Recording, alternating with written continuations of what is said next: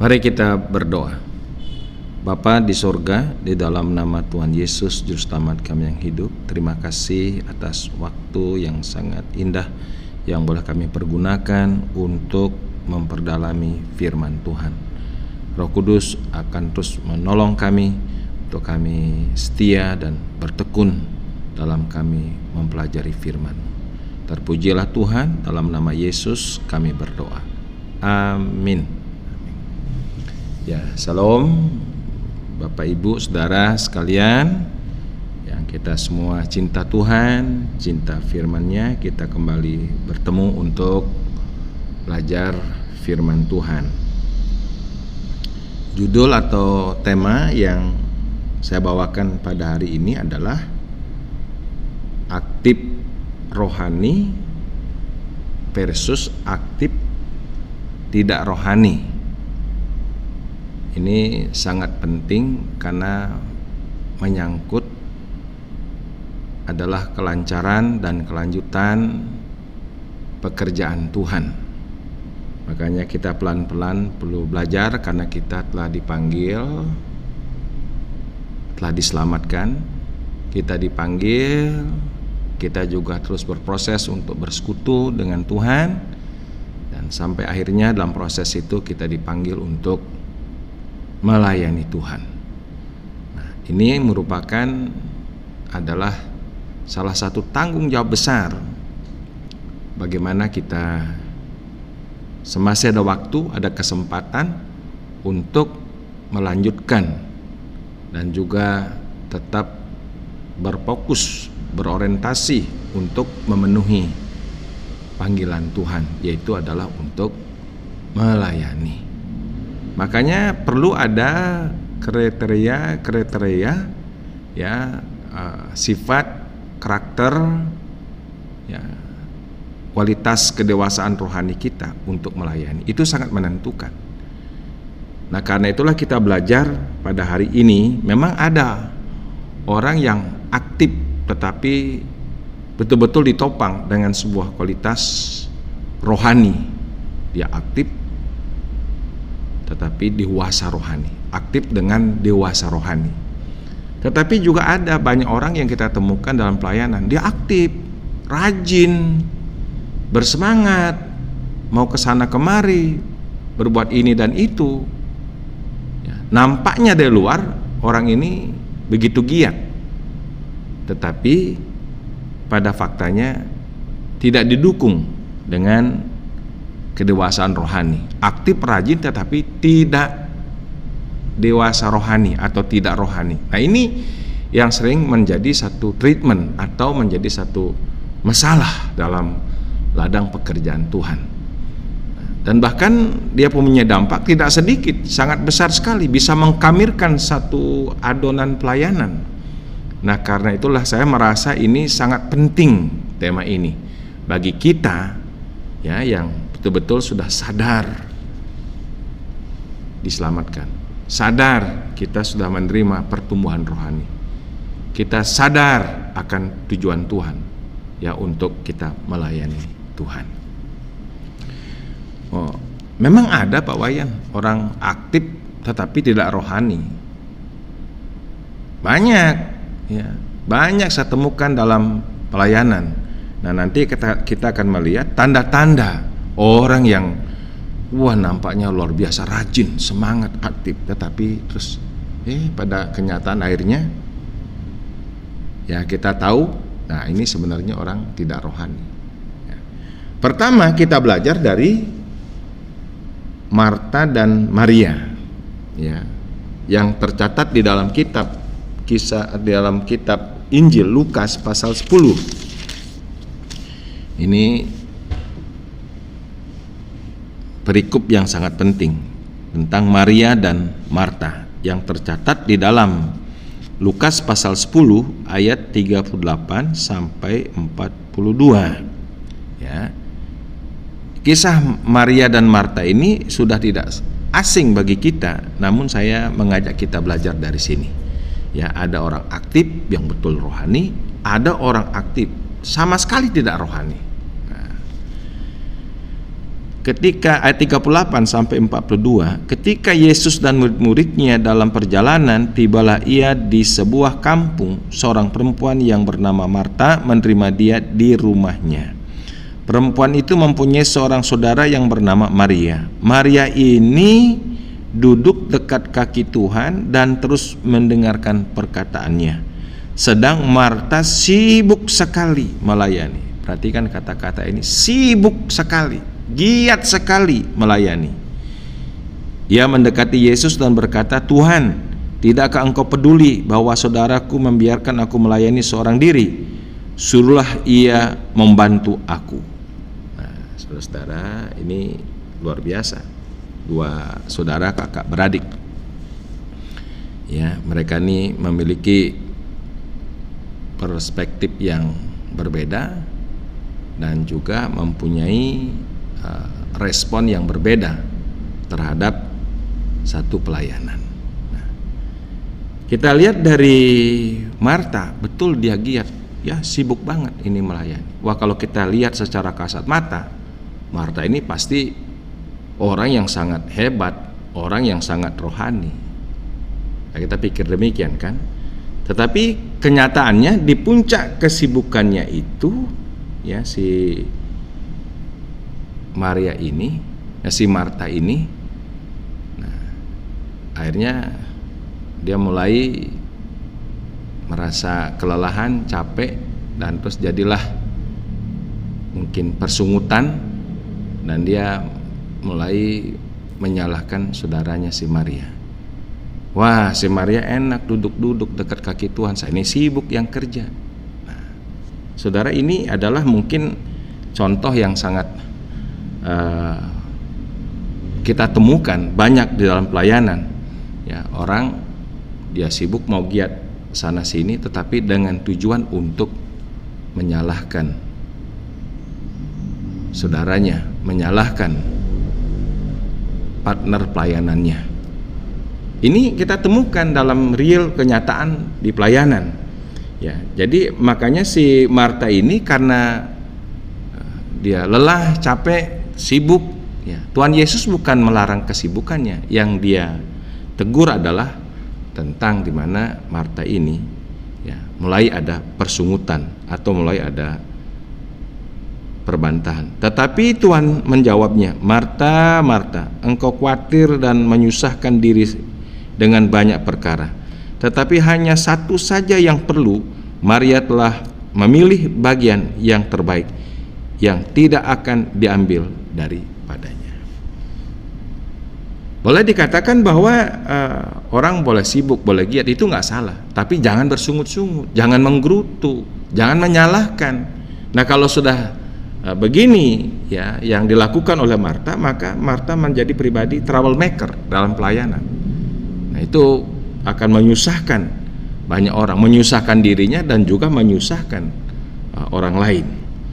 Tapi Maria betul-betul di situ adalah satu pribadi yang memprioritaskan Tuhan, memprioritaskan hubungan persekutuan. Yang dibangun oleh Maria adalah persekutuan dengan Tuhan. Yang dibangun oleh Marta ialah sekedar kesibukan-kesibukan.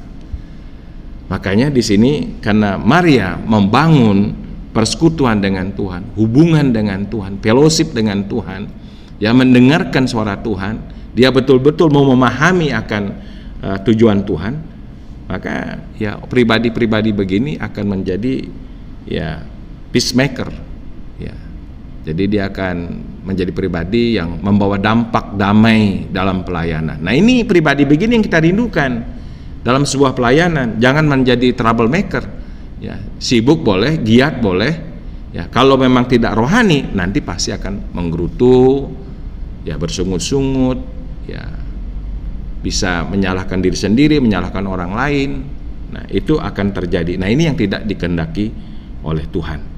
Dan pribadi-pribadi seperti Marta ini itu banyak kita temukan di dalam gereja, dalam pelayanan.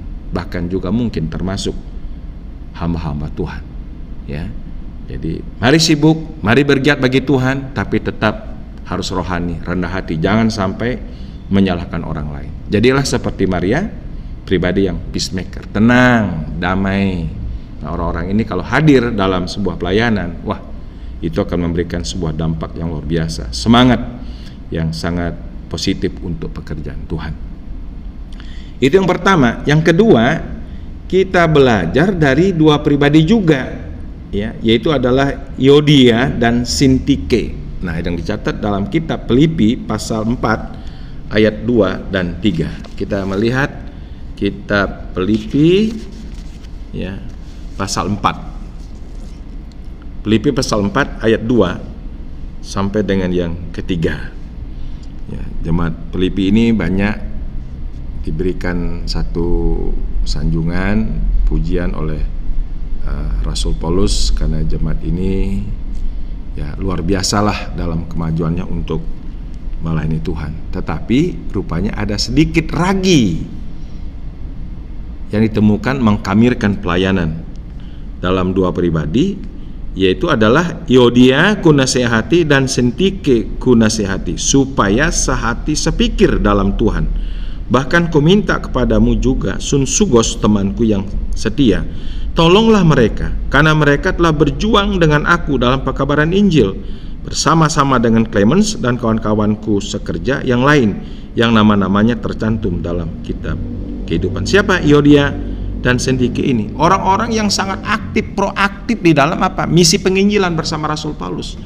Jelas dikatakan bahwa karena mereka telah berjuang dengan aku.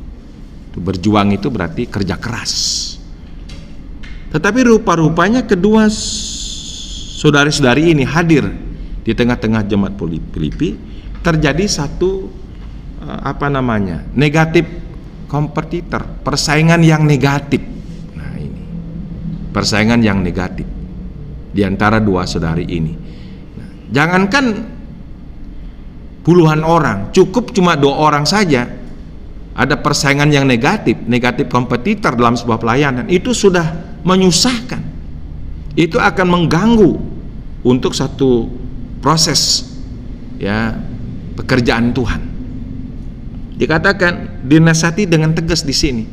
Ya, jelas bahwa kedua saudari ini orang yang sangat proaktif, kerja keras, berjuang.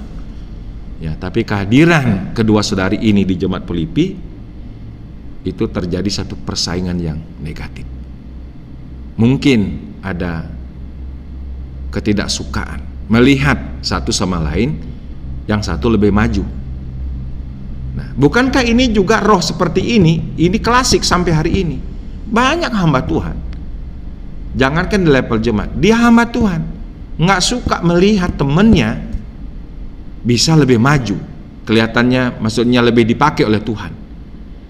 Ya, akhirnya timbul rasa ketidaksukaan, timbul iri hati, terjadi persaingan-persaingan yang tidak baik di dalam jemaat, bukan di satu jemaat yang lain, di dalam satu jemaat terjadi persaingan. Nah, ini juga saya banyak temukan, ya, persaingan yang negatif ini dalam pekerjaan. Ini mengganggu, bahkan merusak adanya sebuah persekutuan yang indah. Ini perlu diwaspadai. Jangan sekedar rajin, sekedar aktif, ya, tapi tidak rohani atau mungkin kurang rohani. Mestinya kita harus sadar dengan talenta, sadar tujuan Tuhan. Ada yang 5 talenta, 2 talenta, ada yang 1 talenta. Jangan juga sampai kita minder seperti yang 1 talenta, tapi jangan juga kita merasa berbangga-bangga, memiliki roh superior, merasa lebih daripada orang lain, bersaing-saing. Itu juga salah. Ya, jadi makanya harus sadar, kalau kita melihat ada saudara kita lebih maju dalam satu pelayanan, kita mesti dukung dalam doa, kita mesti respect. Nah, kita mesti harus memberikan topangan, memberikan doa. Nah, kalau roh ini yang bekerja, ya, Roh Kudus boleh mengurapi, pasti ada kemajuan dalam pekerjaan Tuhan. Makanya kita berdoa dalam pelayanan jangan terjadi ya negatif kompetitor, tetapi yang perlu kita usahakan adalah positif kompetitor. Jadi kita boleh bersaing tapi dalam hal yang positif. Wah, dia maju, kita kepingin maju, ya. Jangan nanti dia maju, nah, mulai timbul iri hati. Akhirnya kita buat gosip sini sana. Nah, akhirnya kamilah pekerjaan Tuhan. Nah, itu Yang kedua, ya, orang yang aktif tidak rohani, dia akan melaksanakan negatif kompetitor. Tapi orang yang aktif rohani, dia akan berjuang untuk positif kompetitor. Melihat temannya maju, haleluya, puji Tuhan. Karena temannya maju, dia ikut maju. Jadi ada api, ada impartasi gitu yang positif. Nah, itu yang dipentingkan dalam pekerjaan Tuhan. Yang ketiga, kita belajar dari jemaat Korintus. Yang pertama dari Marta dan Maria, yang kedua dari Yodia dan Sintike. Ya.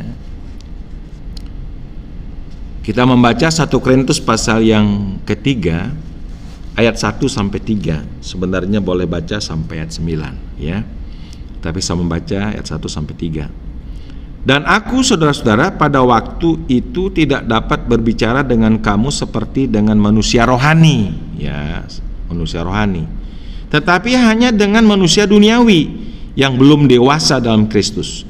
Susulah yang kuberikan kepadamu, bukanlah makanan keras, sebab kamu belum dapat menerimanya, dan sekarang pun kamu belum dapat menerimanya, karena kamu masih manusia duniawi. Sebab jika di antara kamu ada iri hati dan perselisihan, bukankah hal itu menunjukkan bahwa kamu manusia duniawi dan bahwa kamu hidup secara manusiawi?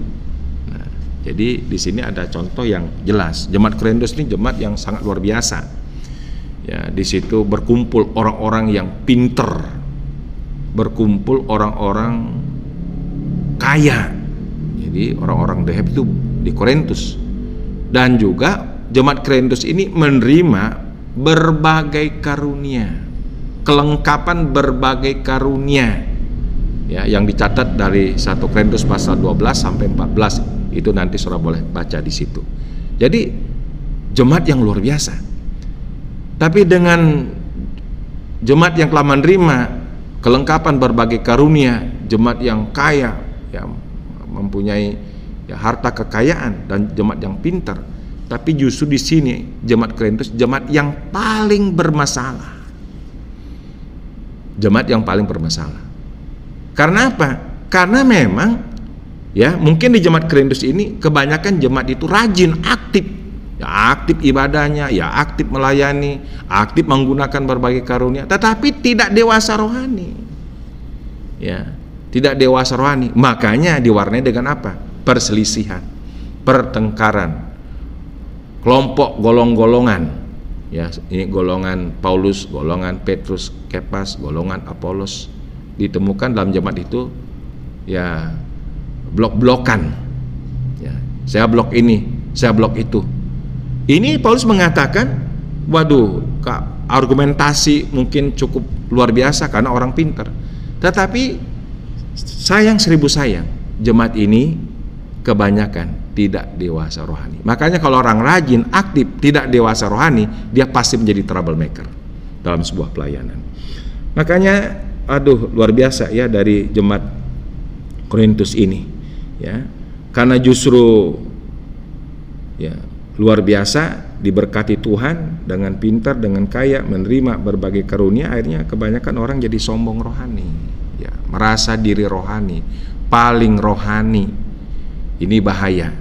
Ini penyakit yang bahaya, merasa diri rohani. Kalau merasa diri rohani sebenarnya tidak rohani. Ya, kalau kita merasa rohani, berarti kita merasa lebih rohani pada yang lain. Wah, saya memiliki karunia ini, saya lebih rohani. Nah, kalau sudah demikian, maka kita dihinggapi dengan roh kesombongan. Roh kesombongan. Makanya Paulus menggiring jemaat ini supaya mereka jangan saling juga menyombongkan diri satu sama lain, menyombongkan kepintaran, menyombongkan kekayaan, menyombongkan keaktifan, kerajinannya, menyombongkan berbagai karunia itu. Maka Paulus membawa mereka kepada satu pengajaran yang mengasas, pengajaran yang penting. Apa itu? Kasih. Ya, jadi kalau orang memang hidup secara benar di dalam kasih Tuhan, nah, apa tanda-tandanya orang-orang yang hidup dalam kasih? Nah, kita baca sekarang 1 Korintus pasal 13. Apa tanda-tandanya? Ini orang yang dewasa rohani. Dia rajin, ya, aktif, tetapi betul-betul dewasa rohani. Inilah ya pada waktu jemaat Korintus ditemukan ya, saling menyombongkan berbagai karunia itu, maka Paulus berbicara mengenai kasih. Makanya dalam 1 Korintus pasal 12 ayat 31, jadi berusahalah untuk memperoleh karunia-karunia yang paling utama, dan aku menunjukkan kepadamu jalan yang lebih utama lagi. Wah, apa jalan lebih utama lagi? Masuk pasal 13 ayat 1 dan seterusnya ya, ayat 1 sampai 13 itu saya bacakan beberapa ayat ya. Jadi kasih itu merupakan satu dasar orang hidup untuk melayani. Tanpa kasih semuanya tidak akan berarti. Sekalipun aku dapat berkata-kata dengan semua bahasa manusia dan bahasa malaikat, tetapi jika aku tidak mempunyai kasih, aku sama dengan gong yang berkumandang dan canang yang gemerincing. Sekalipun aku mempunyai karunia untuk bernubuat dan aku mengetahui segala rahasia dan memiliki seluruh pengetahuan, dan sekalipun aku memiliki iman yang sempurna untuk memindahkan gunung, tetapi jikalau aku tidak mempunyai kasih, aku sama sekali tidak berguna. Dan sekalipun aku membagi-bagikan segala sesuatu yang ada padaku, bahkan menyerahkan tubuhku untuk dibakar, tetapi jika aku tidak mempunyai kasih, sedikit pun tidak ada faedahnya. Makanya perhatikan baik-baik saudara, jangan sekedar rajin, jangan sekedar aktif, jangan sekedar menggebu-gebu. Apakah dasar aktif kita menggebu-gebu ini? Dasarnya kasih. Ini sudah jelas sekali. Apapun yang kita lakukan, apapun yang kita kerjakan, tanpa kasih nggak ada gunanya. Makanya jangan pamer kesibukan, introspeksi. Apakah di puncak kesibukan saya lakukan karena saya mengasihi Kristus? Karena ada tanda-tanda kasih. Kalau seandainya kita betul-betul melakukan aktif melayani karena kasih, kasih itu sabar, kasih itu murah hati, kasih itu tidak cemburu, ya tidak memegahkan diri dan tidak sombong, ya tidak melakukan yang tidak sopan dan tidak mencari keuntungan diri sendiri, ya tidak pemarah dan tidak menyimpan kesalahan orang lain, ya tidak bersukacita karena ketidakadilan, tapi karena kebenaran, ya menutupi sesuatu, percaya sesuatu, mengharapkan sesuatu, sabar menanggung sesuatu. Itu tanda-tanda kasih. Dan inilah yang harus menjadi pondasi dasar yang prioritas, ya. Karena tanpa kasih maka diperas-peras tinggal kasih, iman, pengharapan, dan yang terbesar dari ketiganya adalah kasih. Nah, jadi makanya berhenti, jangan bersaing-saing yang negatif, ya. Jangan kita buat blok-blok dalam pelayanan. Mari kita unity, karena itu adalah kehendak Tuhan, dan unity itu bisa dilakukan kalau kita ada kasih Kristus, kasih agape. Yang terakhir kita belajar, saudara, bahwa orang-orang yang banyak yang menoleh ke belakang, ini ajaran Tuhan Yesus. Sudah dilihat dan memang itu kenyataannya. Banyak orang lagi sedang berjalan maju melayani. Nih, orang-orang yang memang dia aktif tetapi tidak rohani, dipastikan orang ini akan mengambil langkah pelan-pelan, langkah teratur untuk mundur. Tuhan Yesus sudah tahu. Maka dalam kenyataan banyak orang-orang tadinya rajin, aktif, tiba-tiba tersinggung sedikit, ya, ditanya ada nggak ada apa-apa, tapi terus mulai mengambil langkah mundur teratur, pelan-pelan, tapi pasti. Kan nggak sedikit. Dulunya rajin melayani Tuhan, tiba-tiba ada something wrong, ada sesuatu yang mungkin menyinggung perasaannya, tiba-tiba dia mundur ya dari pelayanan. Nah, ini kita baca dari kitab Lukas pasal 9 ya. Ini juga sebuah karakter yang penting sekali yang kita pelajari. Kalau orang yang aktif tidak rohani, pada waktu dia mungkin tersinggung ya dalam hidupnya, ya mungkin sakit hati segala macam gitu rupa, dipastikan orang ini akan mengambil langkah mundur teratur, meninggalkan pelayanan, meninggalkan persekutuan, meninggalkan ibadah, meninggalkan gereja. Kalau masih pindah gereja masih bagus, ya dia masih bisa terbina dalam sebuah persekutuan rohani. Tapi kalau seandainya dia mundur dan hanya hidup duniawi, nah itu yang menyedihkan. Ya, yang keempat kita belajar orang-orang yang menoleh ke belakang, ya, dan ini banyak dalam sebuah barisan. Ya, saya ini 20-an tahun melayani, nggak 1-2, banyak sekali. Ya, dulu bareng-bareng di mimbar pelayanan, jadi worship leader, ada satu masalah, ada sandungan dikit, mundur terus meninggalkan iman. Ya, dalam Lukas pasal 9 ya, ayat yang ke-62 ya, tentang hal mengikut Yesus. Dan Yesus sudah melihat hal ini. Tetapi Yesus berkata, setiap orang yang siap untuk membajak, itu artinya membajak itu melayani, ya, bekerja, tetapi menoleh ke belakang, tidak layak untuk kerajaan Allah. Nah, saudara, ini sebuah resiko kalau orang yang aktif, rajin, tetapi tidak rohani. Pada waktu nanti ada masalah, ada satu persoalan, dia akan mundur. Ini adalah orang-orang yang tidak berani mengambil resiko, atau orang-orang yang cepat kecewa, pundung, sakit hati. Nah, dia dalam ini bukannya merenung, tapi terus mengambil keputusan, udah dah, gua nggak cocok lagi di situ, untuk apa di sono, mundur. Ini tipe-tipe orang ini banyak dalam gereja, dalam pelayanan Tuhan, ya. Tetapi orang-orang yang betul-betul aktif rohani, dipastikan orang yang aktif rohani, dia sudah aktif rajin melakukan yang terbaik, dia giat berkorban, ya, semuanya, harta benda, pemikiran, segala macam. Nah, dia mungkin tertolak, dia mungkin mengalami ada banyak persoalan, dipastikan orang yang aktif, dia rohani, membina persekutuan, membangun persekutuan, ya, dia terus memiliki karakter yang rohani yang luar biasa, dipastikan orang ini akan menggenapkan tujuan Tuhan, yaitu adalah serupa Kristus apapun tantangannya. Jadi adalah orang-orang yang berani ambil resiko. Ada masalah, ada persoalan, tidak mundur, tetapi maju. Yang dia tahu itu cuma maju. Ada masalah boleh, ya. Orang nolak boleh, orang makin saya boleh, orang mungkin ngomongin jelek tentang saya boleh. Tapi yang saya tahu, saya akan maju seperti juru selamat saya, Yesus Kristus, yang memikul salib, menderita sengsara, diolok, dicaci maki. Yang dia tahu adalah taat sampai mati di kayu salib. Ini orang yang aktif, tapi memiliki sebuah kedewasaan rohani. Ini adalah sebuah atau satu pribadi yang tidak bisa dihentikan untuk maju. Jadi semakin ditantang, semakin maju. Itu orang yang aktif rohani. Makanya, ya, ada firman Tuhan dalam kitab Mazmur 126. Ini ayat yang sangat betul-betul memberkati saya dalam pelayanan, sehingga apapun tantangannya dari segi masalah ekonomi, keluarga, ataupun apapun persaingan-persaingan dalam pelayanan, ya, yang saya tahu sama mandang pada Yesus yang sudah setia sampai mati dan terus mau, ya, maju melayani Tuhan, menabur benih. Mazmur 126 ayat yang ke-5 dan ke-6.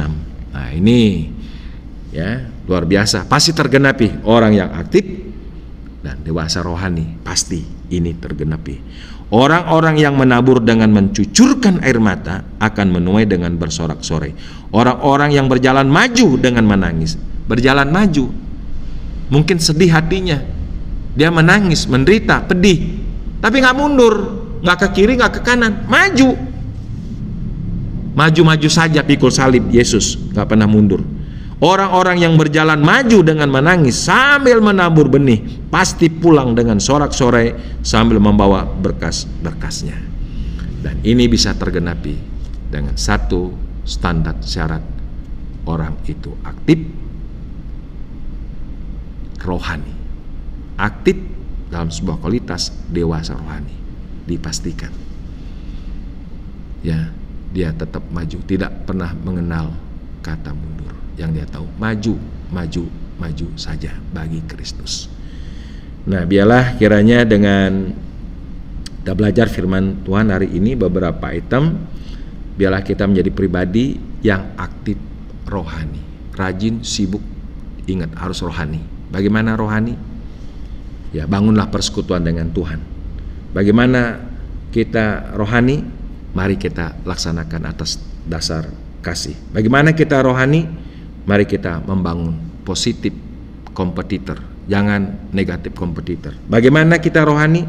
Mari tetap mempunyai sebuah tekad serupa Kristus apapun tantangannya. Pribadi yang aktif rohani pasti diberkati oleh Tuhan. Orang yang aktif tidak rohani pasti tereliminasi. Mari kita berdoa.